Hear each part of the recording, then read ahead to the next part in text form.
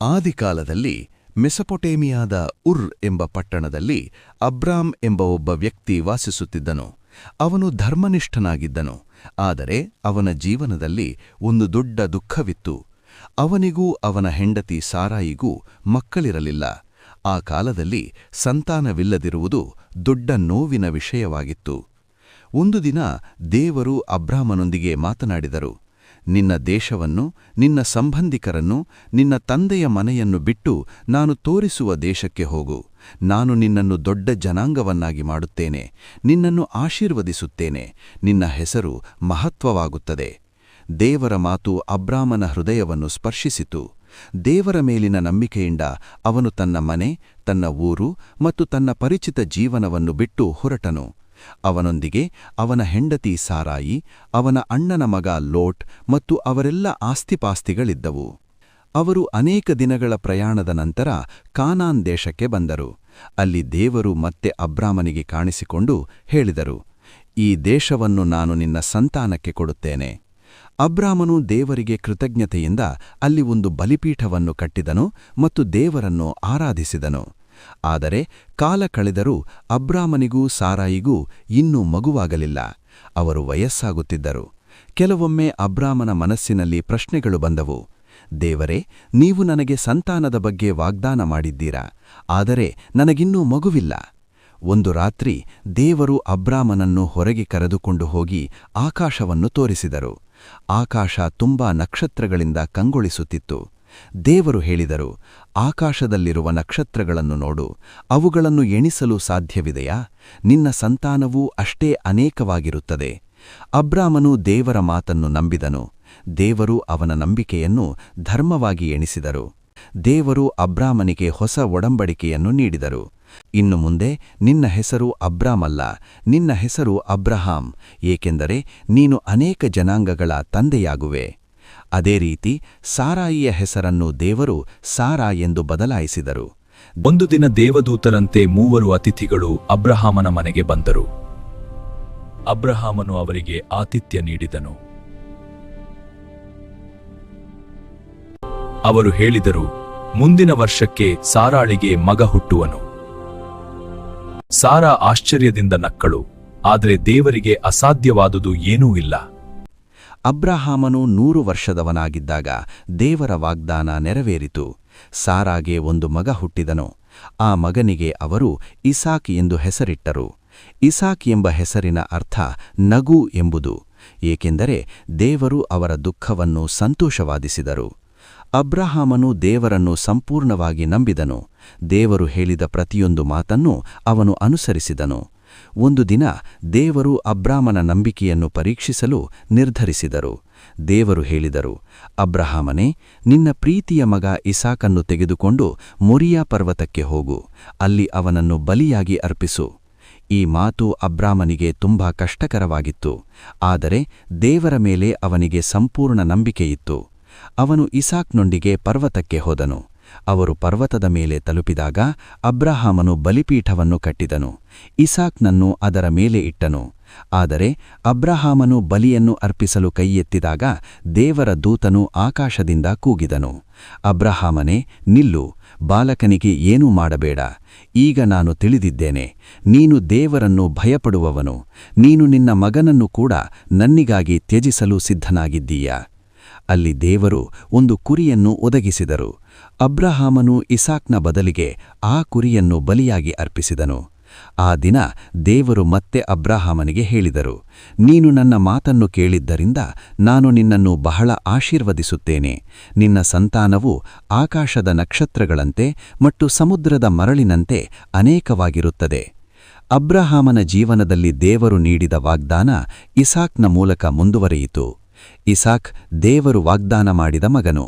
Abraham ಮತ್ತು ಸಾರಾ ಅವರ ವಯಸ್ಸಿನ ಕೊನೆಯ ದಿನಗಳಲ್ಲಿ ದೇವರು ನೀಡಿದ ಅದ್ಭುತ ಉಡುಗೊರೆ. ಇಸಾಕ್ ಬೆಳೆಯುತ್ತಾ ದೇವರ ಭಯದಲ್ಲಿ ನಡೆಯುವವನಾಗಿ ರೂಪುಗೊಂಡನು. ಅವನು ತನ್ನ ತಂದೆಯ ನಂಬಿಕೆಯನ್ನು ಮತ್ತು ದೇವರ ಮೇಲಿರುವ ಭರವಸೆಯನ್ನು ನೋಡಿ ಬೆಳೆದನು. ಸಾರಾ ಸಾವಿಗೀಡಾದ ನಂತರ ಅಬ್ರಹಾಮನು ತನ್ನ ಮಗನಿಗೆ ಇಸಾಕನಿಗೆ ಒಳ್ಳೆಯ ಹೆಂಡತಿಯನ್ನು ಹುಡುಕಲು ನಿರ್ಧರಿಸಿದನು. ಅಬ್ರಹಾಮನು ತನ್ನ ವಿಶ್ವಾಸಪಾತ್ರ ಸೇವಕನನ್ನು ದೂರದ ದೇಶಕ್ಕೆ ಕಳುಹಿಸಿ ಹೇಳಿದನು, ನನ್ನ ಮಗನಿಗೆ ಇಲ್ಲಿರುವ ಜನರಲ್ಲಿ ಹೆಂಡತಿ ಬೇಕಾಗಿಲ್ಲ. ನನ್ನ ಸಂಬಂಧಿಕರ ದೇಶಕ್ಕೆ ಹೋಗಿ ಅವನಿಗೆ ಹೆಂಡತಿಯನ್ನು ಹುಡುಕು. ಸೇವಕನು ದೇವರನ್ನು ಪ್ರಾರ್ಥಿಸುತ್ತಾ ಪ್ರಯಾಣ ಆರಂಭಿಸಿದನು. ಅವನು ಒಂದು ಬಾವಿಯ ಬಳಿ ತಲುಪಿದನು ಮತ್ತು ದೇವರನ್ನು ಪ್ರಾರ್ಥಿಸಿದನು, ದೇವರೇ, ನೀನು ಆಯ್ಕೆ ಮಾಡಿದ ಹುಡುಗಿ ಯಾರು ಎಂಬುದನ್ನು ನನಗೆ ತಿಳಿಸು. ನಾನು ನೀರು ಕೇಳಿದಾಗ ಅವಳು ನನಗೂ ಮತ್ತು ನನ್ನ ಒಂಟೆಗಳಿಗೂ ಕೂಡ ನೀರು ಕೊಡುತ್ತೇನೆ ಎಂದರೆ ಅವಳೇ ಇಸಾಕನಿಗೆ ಆಯ್ಕೆ ಮಾಡಿದವಳು.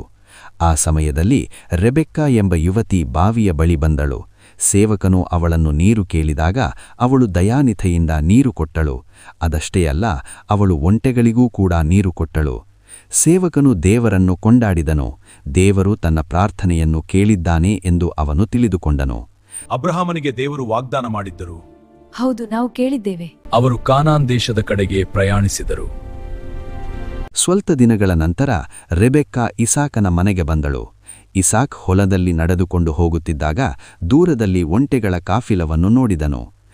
ಸೇವಕನು ಎಲ್ಲಾ ಘಟನೆಗಳನ್ನು ಈಸಾಕಿಗೆ ವಿವರಿಸಿದನು. ರೆಬೆಕ್ಕಾ ಇಸಾಕನ್ನು ನೋಡಿ ತನ್ನ ಮುಖವನ್ನು ಮುಚ್ಚಿಕೊಂಡಳು. ಅವರಿಬ್ಬರ ವಿವಾಹ ನಡೆಯಿತು. ರೆಬೆಕ್ಕಾ ಇಸಾಕನಿಗೆ ಒಳ್ಳೆಯ ಸಂಗಾತಿಯಾದಳು. ಆದರೆ ಕೆಲಕಾಲದವರೆಗೆ ರೆಬೆಕ್ಕಾಗಿಗೂ ಮಕ್ಕಳಿರಲಿಲ್ಲ. ಆಗ ಇಸಾಕ್ ದೇವರನ್ನು ಪ್ರಾರ್ಥಿಸಿದನು. ದೇವರು ಅವರ ಪ್ರಾರ್ಥನೆಯನ್ನು ಕೇಳಿದರು. ಕೆಲ ಕಾಲದ ನಂತರ ರೆಬೆಕ್ಕಾ ಗರ್ಭಿಣಿಯಾದಳು. ಅವಳಿಗೆ 2 ಮಕ್ಕಳಾದರು. ದೊಡ್ಡವನಿಗೆ ಏಸಾವ್ ಎಂದು ಹೆಸರಿಟ್ಟರು, ಚಿಕ್ಕವನಿಗೆ ಯಾಕೋಬ್ ಎಂದು ಹೆಸರಿಟ್ಟರು. ಏಸಾವ್ ದೊಡ್ಡವನಾಗಿದ್ದನು. ಅವನು ಕಾಡಿನಲ್ಲಿ ಬೇಟೆಯಾಡುವ ಧೈರ್ಯಶಾಲಿ ವ್ಯಕ್ತಿಯಾಗಿದ್ದನು ಮತ್ತು ಅವನು ತನ್ನ ತಂದೆ ಇಸಾಕನಿಗೆ ತುಂಬಾ ಪ್ರಿಯನಾಗಿದ್ದನು. ಯಾಕೋಬ್ ಚಿಕ್ಕವನಾಗಿದ್ದನು. ಅವನು ಶಾಂತ ಸ್ವಭಾವದವನಾಗಿದ್ದು ಮನೆ ಕೆಲಸಗಳಲ್ಲಿ ಸಹಾಯ ಮಾಡುತ್ತಿದ್ದನು. ಅವನು ತನ್ನ ತಾಯಿ ರೆಬೆಕ್ಕಾಗೆ ಹೆಚ್ಚು ಹತ್ತಿರವಾಗಿದ್ದನು. ಒಂದು ದಿನ ಏಸಾವ್ ಕಾಡಿನಲ್ಲಿ ಬೇಟೆಯಾಡಿ ಬಹಳ ಹಸಿವಿನಿಂದ ಮನೆಗೆ ಬಂದನು. ಆ ಸಮಯದಲ್ಲಿ ಯಾಕೋಬ್ ಕೆಂಪು ಬೇಳೆಯ ಸಾರು ತಯಾರಿಸುತ್ತಿದ್ದನು. ಏಸಾವ್ ಯಾಕೋಬ್ಗೆ ಹೇಳಿದನು, ದಯವಿಟ್ಟು ನನಗೆ ಆ ಸಾರು ಕೊಡು, ನಾನು ತುಂಬಾ ಹಸಿವಾಗಿದ್ದೇನೆ. ಯಾಕೋಬ್ ಉತ್ತರಿಸಿದನು, ಮೊದಲು ನಿನ್ನ ಮೊದಲ ಮಗನ ಹಕ್ಕನ್ನು ನನಗೆ ಕೊಡು.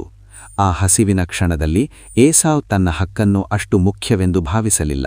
ಅವನು ಹೇಳಿದನು, ನನಗೆ ಈಗ ಆಹಾರ ಬೇಕು, ಆ ಹಕ್ಕು ನನಗೆ ಏನು ಉಪಯೋಗ? ಹಾಗೆ ಏಸಾವ್ ತನ್ನ ಮೊದಲ ಮಗನ ಹಕ್ಕನ್ನು ಯಾಕೋಬ್ಗೆ ಕೊಟ್ಟನು. ಅನೇಕ ವರ್ಷಗಳ ನಂತರ ಇಸಾಕ್ ತುಂಬಾ ವಯಸ್ಸಾದನು. ಅವನ ಕಣ್ಣುಗಳು ದುರ್ಬಲವಾದವು.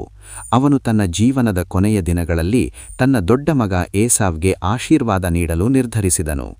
ಅವನು ಏಸಾವ್ಗೆ ಹೇಳಿದನು, ನನ್ನ ಮಗನೇ, ಕಾಡಿಗೆ ಹೋಗಿ ಬೇಟೆ ಹಿಡಿದು ನನಗೆ ಆಹಾರ ತಂದುಕೊಡು.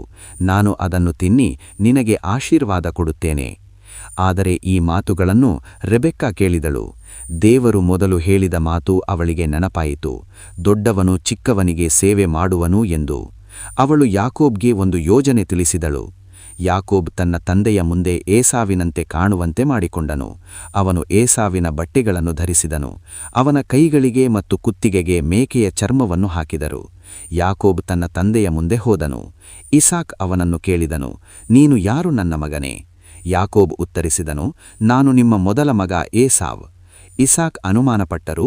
ಅವನು ಯಾಕೋಬ್ನ ಕೈಗಳನ್ನು ಮುಟ್ಟಿದನು. ಅವು ಕೂದಲುಳ್ಳ ಕೈಗಳಂತೆ ಕಾಣುತ್ತಿದ್ದವು. ಕೊನೆಗೆ ಇಸಾಕ್ ಯಾಕೋಬ್ಗೆ ಆಶೀರ್ವಾದ ನೀಡಿದನು. ಸ್ವಲ್ಪ ಸಮಯದ ನಂತರ ಏಸಾವ್ ಮನೆಗೆ ಬಂದು ತನ್ನ ತಂದೆಗೆ ಆಹಾರ ತಂದುಕೊಟ್ಟನು. ಆಗ ಸತ್ಯ ತಿಳಿಯಿತು. ಏಸಾವ್ ತುಂಬಾ ದುಃಖಪಟ್ಟನು ಮತ್ತು ಕೋಪಗೊಂಡನು. ಅವನು ಯಾಕೋಬ್ನ ಮೇಲೆ ಕೋಪಗೊಂಡಿದ್ದರಿಂದ ಯಾಕೋಬ್ ತನ್ನ ಪ್ರಾಣ ಉಳಿಸಿಕೊಳ್ಳಲು ಮನೆ ಬಿಟ್ಟು ಓಡಿಹೋದನು. ಯಾಕೋಬ್ ತನ್ನ ಮಾವ ಲಾಬಾನನ ಮನೆಗೆ ಹೋಗಲು ದೂರ ಪ್ರಯಾಣ ಆರಂಭಿಸಿದನು. ಆ ಪ್ರಯಾಣದ ಮಧ್ಯದಲ್ಲಿ ಒಂದು ರಾತ್ರಿ ಅವನು ಒಂದು ಸ್ಥಳದಲ್ಲಿ ವಿಶ್ರಾಂತಿ ಪಡೆದನು. ಅಲ್ಲಿ ಅವನು ಒಂದು ಕಲ್ಲನ್ನು ತಲೆ ಕೆಳಗೆ ಇಟ್ಟು ಮಲಗಿದನು. ಆ ರಾತ್ರಿ ಅವನು ಒಂದು ಅದ್ಭುತ ಕನಸು ಕಂಡನು. ಅವನು ಒಂದು ಏಣಿ ಆಕಾಶಕ್ಕೆ ಹೋಗುತ್ತಿರುವುದನ್ನು ಕಂಡನು. ಆ ಏಣಿಯ ಮೇಲ್ಭಾಗದಲ್ಲಿ ದೇವರ ದೂತರು ಮೇಲೂ ಕೆಳಗೂ ಹೋಗುತ್ತಿದ್ದರು. ಆ ಏಣಿಯ ಮೇಲ್ಭಾಗದಲ್ಲಿ ದೇವರು ನಿಂತು ಹೇಳಿದರು, ನಾನು ನಿನ್ನ ತಂದೆ ಅಬ್ರಹಾಮನ ದೇವರು ಮತ್ತು ಇಸಾಕನ ದೇವರು. ನೀನು ಮಲಗಿರುವ ಈ ದೇಶವನ್ನು ನಾನು ನಿನ್ನ ಸಂತಾನಕ್ಕೆ ಕೊಡುತ್ತೇನೆ. ನಿನ್ನ ಸಂತಾನವು ಭೂಮಿಯ ಧೂಳಿನಂತೆ ಅನೇಕವಾಗಿರುತ್ತದೆ. ನಾನು ನಿನ್ನ ಜೊತೆಯಲ್ಲಿರುವೆನು. ಯಾಕೋಬ್ ಎಚ್ಚರವಾದಾಗ ಅವನು ಭಯಭಕ್ತಿಯಿಂದ ಹೇಳಿದನು, ಖಂಡಿತವಾಗಿಯೂ ದೇವರು ಈ ಸ್ಥಳದಲ್ಲಿದ್ದಾರೆ, ಆದರೆ ನನಗೆ ತಿಳಿದಿರಲಿಲ್ಲ. ಅವನು ಆ ಸ್ಥಳವನ್ನು ಬೆಥೇಲ್ ಎಂದು ಹೆಸರಿಟ್ಟನು, ಅಂದರೆ ದೇವರ ಮನೆ. ಅವನು ತನ್ನ ಮಾವ ಲಾಬಾನನ ಮನೆಯಿರುವ ಹಾರಾನ್ ದೇಶದ ಕಡೆಗೆ ಸಾಗುತ್ತಿದ್ದನು. ಅನೇಕ ದಿನಗಳ ಪ್ರಯಾಣದ ನಂತರ ಅವನು ಒಂದು ಬಾವಿಯ ಬಳಿ ತಲುಪಿದನು. ಅಲ್ಲಿ ಕೆಲವು ಕುರಿಗಾಯಕರು ತಮ್ಮ ಕುರಿಗಳನ್ನು ಕಾಯುತ್ತಿದ್ದರು. ಯಾಕೋಬ್ ಅವರೊಂದಿಗೆ ಮಾತನಾಡುತ್ತಿದ್ದಾಗ ದೂರದಲ್ಲಿ ಒಂದು ಯುವತಿ ತನ್ನ ಕುರಿಗಳನ್ನು ಕರೆದುಕೊಂಡು ಬರುತ್ತಿದ್ದಳು. ಅವಳು ರಾಹೇಲ್, ಲಾಬಾನನ ಮಗಳು. ರಾಹೇಲನ್ನು ಮೊದಲ ಬಾರಿ ನೋಡಿದ ಕ್ಷಣದಲ್ಲೇ ಯಾಕೋಬ್ನ ಹೃದಯದಲ್ಲಿ ಒಂದು ವಿಶೇಷ ಭಾವನೆ ಮೂಡಿತು. ಅವಳು ಸುಂದರಳಾಗಿದ್ದಳು ಮತ್ತು ವಿನಮ್ರ ಸ್ವಭಾವದವಳಾಗಿದ್ದಳು. ಬಾವಿಯ ಬಾಯಿಯ ಮೇಲೆ ಒಂದು ದೊಡ್ಡ ಕಲ್ಲು ಇತ್ತು. ಕುರಿಗಾಯಕರು ಎಲ್ಲರೂ ಸೇರಿ ಅದನ್ನು ಸರಿಸಿ ನಂತರ ಕುರಿಗಳಿಗೆ ನೀರು ಕುಡಿಸುತ್ತಿದ್ದರು. ಆದರೆ ಯಾಕೋಬ್ ರಾಹೇಲನ್ನು ನೋಡಿದಾಗ ಅವನೊಬ್ಬನೇ ಆ ದೊಡ್ಡ ಕಲ್ಲನ್ನು ಸರಿಸಿ ಅವಳ ಕುರಿಗಳಿಗೆ ನೀರು ಕುಡಿಸಿದನು. ಆ ಕ್ಷಣದಲ್ಲಿ ಯಾಕೋಬ್ ತನ್ನ ಸಂಬಂಧವನ್ನು ಅವಳಿಗೆ ತಿಳಿಸಿದನು. ನಾನು ನಿನ್ನ ತಂದೆ ಲಾಬಾನನ ಸಂಬಂಧಿಕ, ನಾನು ರೆಬೆಕ್ಕಾಯ ಮಗ ಯಾಕೋಬ್.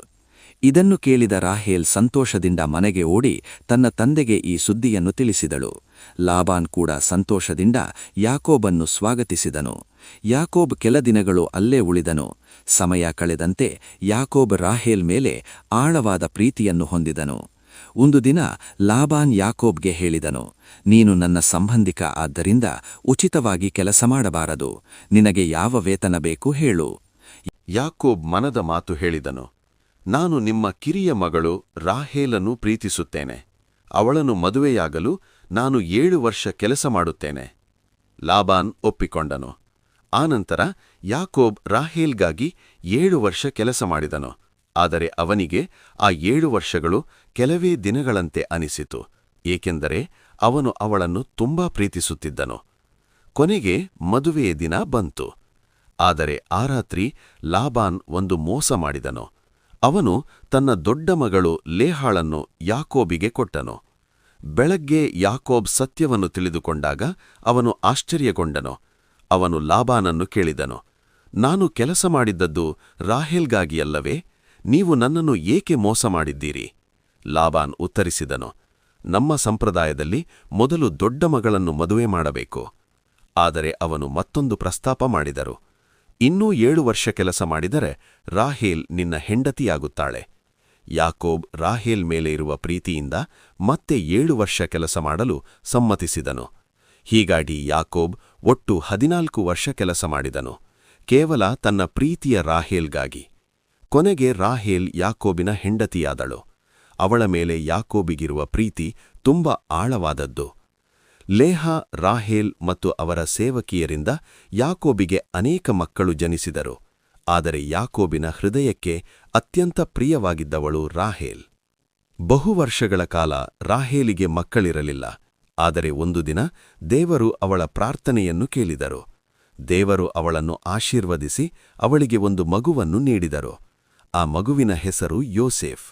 ರಾಹೇಲ್ ಸಂತೋಷದಿಂದ ಹೇಳಿದಳು, ದೇವರು ನನ್ನ ಅವಮಾನವನ್ನು ತೆಗೆದುಹಾಕಿದರು. ಯಾಕೋಬಿಗೂ ಯೋಸೇಫ್ ತುಂಬಾ ಪ್ರಿಯನಾಗಿದ್ದನು, ಏಕೆಂದರೆ ಅವನು ತನ್ನ ಪ್ರಿಯ ಹೆಂಡತಿ ರಾಹೇಲಿನ ಮಗನಾಗಿದ್ದನು. ಯೋಸೇಫ್ ಬೆಳೆದಂತೆ ಅವನು ಬುದ್ಧಿವಂತ ಮತ್ತು ಶಾಂತ ಸ್ವಭಾವದವನಾಗಿದ್ದನು. ಆದರೆ ಅವನ ತಂದೆ ಅವನನ್ನು ಇತರ ಮಕ್ಕಳಿಗಿಂತ ಹೆಚ್ಚು ಪ್ರೀತಿಸುತ್ತಿದ್ದನು. ಒಂದು ದಿನ ಯಾಕೋಬ್ ಯೋಸೇಫಿಗೆ ಒಂದು ಸುಂದರವಾದ ಬಣ್ಣದ ಅಂಗಿಯನ್ನು ಕೊಟ್ಟನು. ಅದು ವಿಶೇಷವಾದ ಉಡುಪಾಗಿತ್ತು. ಯೋಸೇಫನ ಸಹೋದರರು ಇದನ್ನು ನೋಡಿ ಅಸೂಯಪಡಲು ಆರಂಭಿಸಿದರು. ನಮ್ಮ ತಂದೆ ಯೋಸೇಫನ್ನು ನಮ್ಮಿಗಿಂತ ಹೆಚ್ಚು ಪ್ರೀತಿಸುತ್ತಾನೆ ಎಂದು ಅವರು ಯೋಚಿಸಿದರು. ಒಂದು ದಿನ ಯೋಸೇಫ್ ಒಂದು ಕನಸು ಕಂಡನು. ಅವನು ತನ್ನ ಸಹೋದರರಿಗೆ ಹೇಳಿದನು, ನಾವು ಹೊಲದಲ್ಲಿ ಧಾನ್ಯ ಕಟ್ಟುತ್ತಿದ್ದೇವೆ. ನಿಮ್ಮ ಧಾನ್ಯಕಟ್ಟೆಗಳು ನನ್ನ ಕಟ್ಟೆಯ ಮುಂದೆ ಬಂದು ನಮಸ್ಕರಿಸಿದವು. ಈ ಮಾತು ಕೇಳಿದಾಗ ಸಹೋದರರು ಕೋಪಗೊಂಡರು. ನೀನು ನಮ್ಮ ಮೇಲೆ ಆಳಲು ಬಯಸುತ್ತೀಯಾ ಎಂದು ಅವರು ಹೇಳಿದರು. ಕೆಲ ದಿನಗಳ ನಂತರ ಯೋಸೇಫ್ ಮತ್ತೊಂದು ಕನಸು ಕಂಡನು. ಅವನು ಹೇಳಿದನು, ನಾನು ಸೂರ್ಯ, ಚಂದ್ರ ಮತ್ತು 11 ನಕ್ಷತ್ರಗಳು ನನ್ನ ಮುಂದೆ ನಮಸ್ಕರಿಸುತ್ತಿರುವುದನ್ನು ಕಂಡೆ. ಈ ಮಾತು ಕೇಳಿದಾಗ ಅವನ ತಂದೆಯೂ ಸಹ ಆಶ್ಚರ್ಯಪಟ್ಟರು. ಆದರೆ ಯಾಕೋಬ್ ಆ ಮಾತುಗಳನ್ನು ತನ್ನ ಮನಸ್ಸಿನಲ್ಲಿ ಇಟ್ಟುಕೊಂಡನು. ಒಂದು ದಿನ ಯಾಕೋಬಿನ ಮಕ್ಕಳು ತಮ್ಮ ಕುರಿಗಳನ್ನು ಮೇಯಿಸಲು ದೂರದ ಹೊಲಗಳಿಗೆ ಹೋಗಿದ್ದರು. ಯಾಕೋಬ್ ಯೋಸೇಫಿಗೆ ಹೇಳಿದರು, ನಿನ್ನ ಸಹೋದರರು ಹೇಗಿದ್ದಾರೆಂದು ಹೋಗಿ ನೋಡಿ ಬಂದು ನನಗೆ ಹೇಳು. ಯೋಸೇಫ್ ತನ್ನ ಸಹೋದರರನ್ನು ಹುಡುಕುತ್ತಾ ದೂರದ ಸ್ಥಳಕ್ಕೆ ಹೋಗಿದ್ದನು. ಅವನನ್ನು ದೂರದಿಂದ ನೋಡಿದ ಸಹೋದರರು ಪರಸ್ಪರ ಹೇಳಿಕೊಂಡರು, ನೋಡಿ, ಕನಸು ಕಾಣುವವನು ಬರುತ್ತಿದ್ದಾನೆ, ಬನ್ನಿ ಅವನನ್ನು ಕೊಂದು ಹಾಕೋಣ. ಆದರೆ ಅವರಲ್ಲಿ ರೂಬೆನ್ ಎಂಬ ಸಹೋದರನು ಅವರನ್ನು ತಡೆಯಲು ಪ್ರಯತ್ನಿಸಿದನು. ಅವನು ಹೇಳಿದನು, ಅವನನ್ನು ಕೊಲ್ಲಬೇಡಿ, ಅವನನ್ನು ಈ ಬಾವಿಯಲ್ಲಿ ಹಾಕೋಣ. ಅವರ ಯೋಜನೆ ಯೋಸೇಫನು ನಂತರ ರಕ್ಷಿಸುವುದಾಗಿತ್ತು. ಯೋಸೇಫ್ ಅವರ ಬಳಿಗೆ ಬಂದಾಗ ಅವರು ಅವನ ಸುಂದರ ಅಂಗಿಯನ್ನು ತೆಗೆದು ಅವನನ್ನು ಖಾಲಿ ಬಾವಿಯಲ್ಲಿ ಹಾಕಿದರು. ಸ್ವಲ್ಪ ಸಮಯದ ನಂತರ ಅಲ್ಲಿ ವ್ಯಾಪಾರಿಗಳು ಒಂಟೆಗಳೊಂದಿಗೆ ಸಾಗುತ್ತಿದ್ದರು. ಆಗ ಯೂದ ಎಂಬ ಸಹೋದರನು ಒಂದು ಯೋಚನೆ ಹೇಳಿದನು. ಅವನನ್ನು ಕೊಲ್ಲುವುದಕ್ಕಿಂತ ಅವನನ್ನು ಈ ವ್ಯಾಪಾರಿಗಳಿಗೆ ಮಾರಿಬಿಡೋಣ.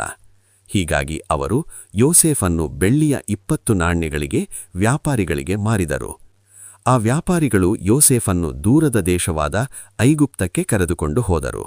ಅವರು ಮನೆಗೆ ಹಿಂತಿರುಗಿ ಯೋಸೇಫನ ಅಂಗಿಯನ್ನು ತೆಗೆದು ಅದನ್ನು ರಕ್ತದಲ್ಲಿ ತೊಳೆದು ತಮ್ಮ ತಂದೆ ಯಾಕೋಬಿಗೆ ತೋರಿಸಿದರು. ಯೋಸೇಫನ್ನು ವ್ಯಾಪಾರಿಗಳು ದೂರದ ದೇಶವಾದ ಐಗುಪ್ತಕ್ಕೆ ಕರೆದುಕೊಂಡು ಹೋದರು. ಅಲ್ಲಿ ಅವನನ್ನು ಒಬ್ಬ ಮಹತ್ವದ ಅಧಿಕಾರಿಗೆ ಮಾರಲಾಯಿತು. ಆ ಅಧಿಕಾರಿಯ ಹೆಸರು ಪೋತಿಫರ್. ಅವನು ಐಗುಪ್ತದ ಅರಸನಾದ ಫರೋಹನ ಸೇನಾಪತಿಯಾಗಿದ್ದನು.